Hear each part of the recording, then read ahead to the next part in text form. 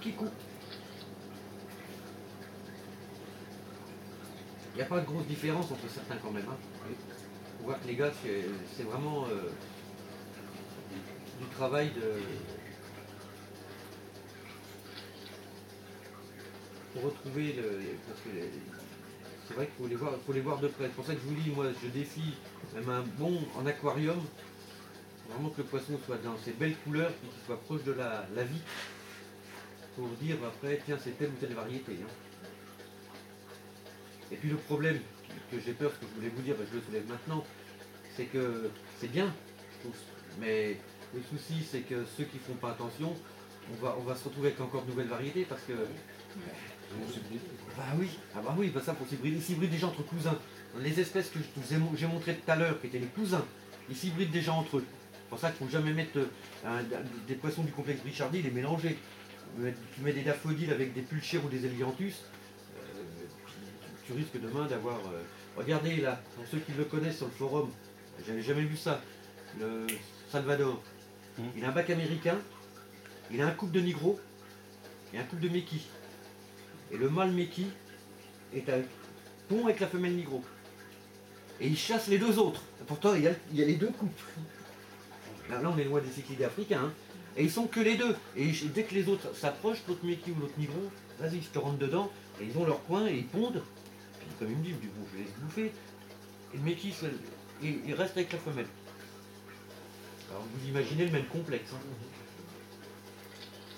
Ben, comme ça, la prochaine conférence dans un an, je vous dirai, voilà, on est à 32 espèces. J'aurais qu'à continuer. Bon, c'est vrai que par contre, là, le spécimen, j'ai trouvé joli. C'est vrai que bon... Et où je suis étonné, c'est à ça. Pour le kikou, c'est qu'ils l'ont mis dans le complexe Brichardi, parce que si vous regardez bien, il se rapproche plus de ce qu'on a vu tout à l'heure, un peu les daffodiles, avec le jaune au-dessus et très peu de filaments bleus effilés. Mais bon, il est mis dans Brichardi Kikou. Le Chetika,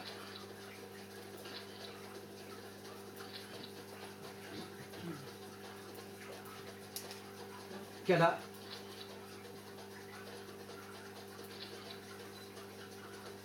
donc deux zones géographiques pour lui.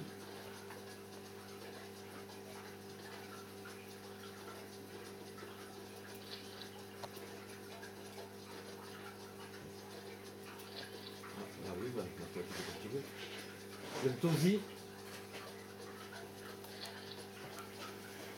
même répartition que le Kala qu'on a vu avant.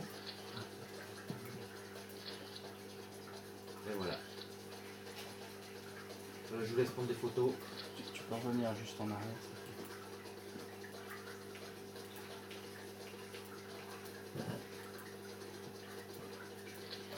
Non, encore avant. Avant. Bon, c'est pas grave. Allez. Avant. La fiche du dernier poisson. Ah, excuse. Voilà.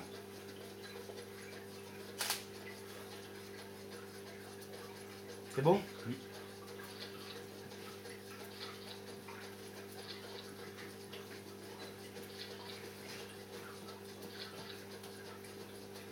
Et voilà, mes références, mes documents. Et plus un petit peu mon expérience personnelle sur ce site idée. Voilà, je vous ai bien ennuyé. Non, non. Non, bien. Bravo. Tout le monde est... Question, là, tout à l'heure. Merci bien Jean-Marc, merci pour ce travail. Merci Jean-Marc. Le pH était 9,5 dans le lac. Excuse-moi, j'ai pas compris. Le pH, alors les caractéristiques Oui. du Ouais. Le pH était 9,5. Ouais. Et dans tes bacs, il Le... pH. ton pH. Ah moi combien? Ah bah moi je suis pratiquement à 9,5. Ah oui, quand même. Ah oui, oui, parce que moi je vais le dire, c'est pas compliqué. Mon sable, qu'est-ce que c'est? C'est du sable de corail. Mais le sable en bas, hein. Ouais. C'est le sable qu'on a récupéré, le sable d'eau de mer que j'ai pratiquement pas nettoyé. Et donc que de la pierre calcaire. Et en masse filtrante, je remets encore une chaussette de sable corallien, des coquillettes tu sais, pour les bactéries, et puis de la mousse bleue. Mousse bleue grain moyen. Décantation, 1200 litres heure. un brassage par écoulement en jet, 1200 litres heure, un brassage sur le côté de 1200 litres heure, et puis un brassage horizontal de 7000 litres heure. Ça coche aux branches, non? Pas loin. Non, mais ils les voient tout le temps, ils sont en façade comme ça de la côte. Mais- Ils bougent pas, ouais. Ouais, mais- Ils sont colérés, ils les voient tous les jours aussi. Ouais. Tout en hauteur les brassages. Hein. Ouais. Donc en fin de compte c'est beaucoup l'eau. Ouais. Et, Au moins, tu et les par vois. contre, je vais dire une chose. Et on dit beaucoup de brassages comme ça. Aussi j'ai eu peur, surtout quand j'ai mis la dernière. Et là tu vois les alevins. Alors, bon, en plus ils sont pleins dans le brassage parce que tu as l'aquarium qui est comme ça. Tu as la décante qui sort là. Ici tu as le filtre gouttière. Donc, mais comme c'est un filtre gouttière à 1200, qui fait que le brasser 1200 litres, je t'explique pas que ça pulse la goutte, là, c'est plus du goutte à goutte, hein. Mais ça descend en dessous comme ça me permet de remonter toute la merde qu'il y a derrière les rochers. Une 1200 litres qui crache comme ça, et là, oui c'était une 7000 qu'il avait, hein. Tu sais, c'est ça. C'est une pompe de brassage d'eau, mais. Ouais, ouais. Donc 7000, 6 000 peut-être. 6000 6 000. 6000 qui elle est en hauteur. Et t'as les alevins, tous les brichardis sont tous là. Alors tu rigoles parce que quand tu leur donnes à bouffer tout fin, tu vois les alevins. Mais faut voir quand même la force que ça a. On pourrait croire qu'il y a un brassage comme ça, tu vois l'alevin groupe, il va se tirer, pense plus. Et j'ai remarqué quand même que plus il y a de brassage, il pousse très vite. Alors est-ce que c'est parce que ça remue tout le temps les particules, parce que tu as toujours des particules et puis des micro-organismes. Et j'ai l'impression qu'ils grossissent plus vite que dans mon bac de 250 litres où il n'y a qu'une décantation, où il n'y a pas de brassage. Et est-ce que ça diminue pas aussi l'agressivité? Le brassage. J'ai pas le temps. Ils sont tellement en train de. Il est peut-être trop en surface, c'est pour ça. Ça développe l'entraide. Non, parce que. Non, t'en as une petite non, parce que dedans, pour ceux qui- Trop fatigués de. pour répondre à l'euro, pour ceux qui ne savent pas, dans le bac, il y a un couple de Frontosa, et qui n'ont pas envie vraiment de faire quelque chose ensemble. Il y a un couple de boulangerie, donc des gros conchilicoles, un trio de cylindricus. Malheureusement, j'en ai plus qu'un, un Lepidou Nkambae, pourtant qui est un poisson piscivore, et qui est le plus calme de tous les bacs, il ne se laisse pas faire, mais je veux dire qu'il y a qui fait mettre qui peut même pas faire la loi. Et puis il y a 8 brichardis adultes, et puis là il y a 4 générations d'alvins, dont les plus gros sont comme ça maintenant, puis les plus petits, c'est encore des virgules. Mais tout le monde est en communauté.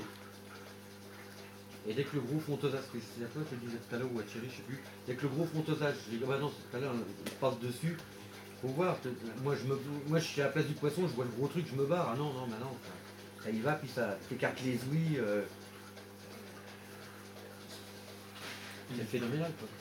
Mais envahissant, c'est vrai que c'est magnifique, mais c'est envahissant. Faut faire le nettoyage du bac une fois par an et puis tout pêcher. puis les vendre, c'est pour ça. Siphonner, c'est pas si évident que ça, contrairement au conchylicole, parce que le conchylicole, tu siphonnes dans la coquille, ça n'a pas de problème. Mais par contre, tout ce qui pond sur substrat caché, pour siphonner, dur. Tu siphonnes plein de sable, et t'as 2 alevins, tu te dis merde, ils sont partis, tu reviens un quart d'heure après, tu revois la nuit l'alevin, tu te dis merde, mais pourtant j'ai bien siphonné là, où c'est qu'ils étaient partis. Et t'as quelle variété toi, tu sais? Il y en aurait 2. Il y aurait du Fluvet et puis du Carilani. Par rapport à ce que j'ai regardé. Alors maintenant attention, je ne veux pas non plus dire que je suis un expert. Je regarde par rapport aux couleurs, parce que je n'ai pas non plus produit de poisson, je ne l'ai pas sorti de l'aquarium, je ne l'ai pas étudié à la loupe non plus. Tu as pas demandé? Non, j'ai pas demandé. Il a parlé. Il a pas ses papiers. Voilà messieurs, et je vous remercie de m'avoir écouté. Bien.